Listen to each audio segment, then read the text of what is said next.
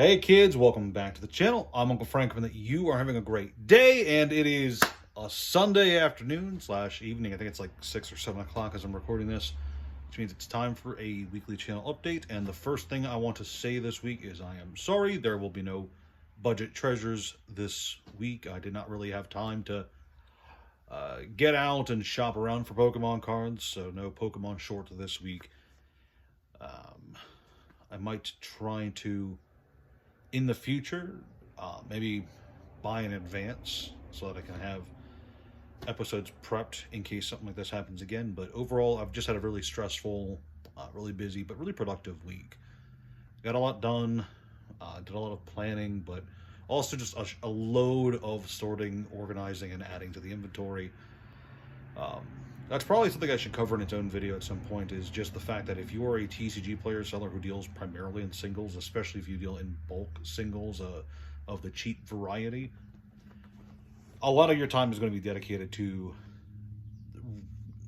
the same repetition, the organizing and sorting of cards that on their own are probably not going to amount to a lot of money, but collectively speak for a lot. So I'm currently going through, the last set I finished organizing was Core 21, and I'm kind of taken aback by how many common cards got variants in that set. It's kind of crazy. There was some other behind the scenes stuff. There's some stuff. I'm still working on 2 videos now. I'm working on 2 back-to-back videos for the Lore Seeker channel, so that'll be fun. The patrons already know what it is. I think I might have talked about it some more on the Discord. It's going to be a bit of a surprise. I hope you guys enjoy it. I've decided to be a bit more indulgent in some of the sillier aspects of the current Magic ecosystem, so to speak. So I'm looking forward to that. I'm hoping to get the first one completely finished by tomorrow night in terms of recording, editing, all that jazz. I have the script done. I had to go out and make some hardware adjustments. Had to buy a new mouse for my computer because the old one was not working right. So now that that's done, I can actually edit videos again. So I'm gonna try to get that one done by tomorrow. And then the follow-up video should hopefully be done by the end of the week. But I don't like making promises. If any of you are familiar with how I do things, I have a long history of planning things out and then not following through on the finish line goalpost, so to speak. I'm just really bad at keeping to schedule. There's been a lot worth talking about in the world of TCG finance over the last few days. I really want to draw at some. I know I keep saying and I keep harping on it, but I really do need to draw this connection between Magic, Pokemon, Yu-Gi-Oh, and then other TCGs like Flesh and Blood, Star Wars Unlimited, and what's another good example I could use? I suppose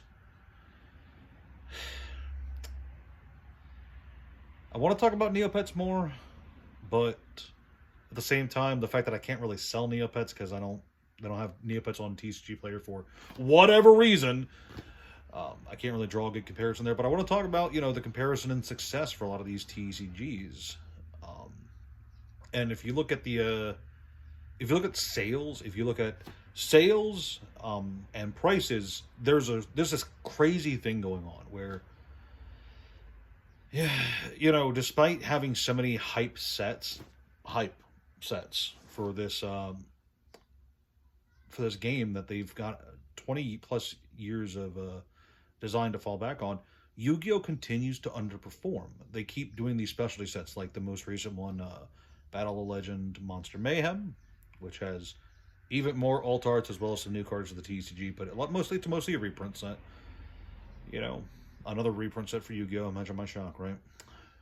But despite the history of the game, despite its popularity, and despite all the potential, if you compare the most recent Yu-Gi-Oh set to the most recent Pokemon, Magic, or Flesh and Blood sets, and yeah, even the most recent Neopets sets, and there's some other stuff coming up. There's Gundam is on its way, and the Hololive TCG is coming out, and Riftbound, I forget, the League of Legends card game is coming soon too.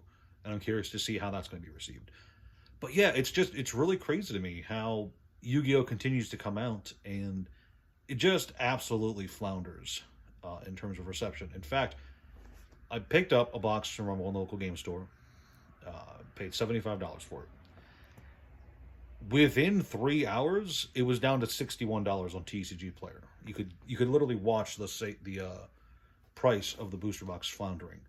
It's kind of crazy, isn't it? How Yu-Gi-Oh continues to underperform in a market where everything else is doing splendidly. And I think part of the problem is Yu-Gi-Oh really is leaning too hard into the wrong gimmicks with the Starlight Rares and the reprints and the alternate art things, the handful of alternate arts for this set. When really just some good set design and some spacing out and some improved reprint common sense would go a long way towards repairing the overall price tag of the game. Imagine if, not the price tag of the game, I should say, the price tag of the sealed product. That's what I mean. Imagine if a Yu-Gi-Oh set came out that was really highly desired and wasn't going to have its best cards reprinted into the ground in 6 months. Crazy, isn't it? Imagine if that world existed. Imagine, right? But I also want to talk about, at some point I want to get a video out about the I hate seeing my fingers in the camera because they always seem so thick and fat. And yeah, I know I'm a thick and fat guy, but still, it's like I'm waving around some tiny sausages, you know? I want to cover the top 3 TCGs that are out of print that I would love to play if I could afford them. Because there is a lot of card games out there that I have not tried yet that I really do want to. The big one that I want to talk about at some point is going to be Kingdom Hearts at some point. There was a Kingdom Hearts card game. I remember it from back in the day. I remember that I did not play it back in the day because when I was younger, I thought Kingdom Hearts was lame. I still think Kingdom Hearts is kind of lame, but it's also got its charm, and it's undeniably popular for a reason. But yeah, the Kingdom Hearts card game is a really good example of a card game that, because of its secondary audience, non-card game players, non-card game fans, fans of the IP the card game is based on, it has a rightful high price in the secondary market. And that makes it kind of annoying to get a hold of. In terms of sealed product, you can find singles well enough, but I don't want like 15 cards. I want to buy a box, you know? Oh, man. Crazy to think about that. You know, a lot of what game design and companies want to capture, and I'm getting off the rails here, a lot of what game design and companies want these days is success without the work put into it, right? You know, there's too often are game companies trying to push for this massive success without just giving the effort into making a long-standing product that will earn that success down the road. Look what Magic did in the 90s, where it was busy cultivating the best card game experience it could, with some hiccups along the way, don't get me wrong. And nowadays, those vintage cards, those vintage sets are highly sought after in the right markets, and Magic as a whole, as a game, is, as a direct result, fairly popular. It's still going strong, the newest sets are doing well.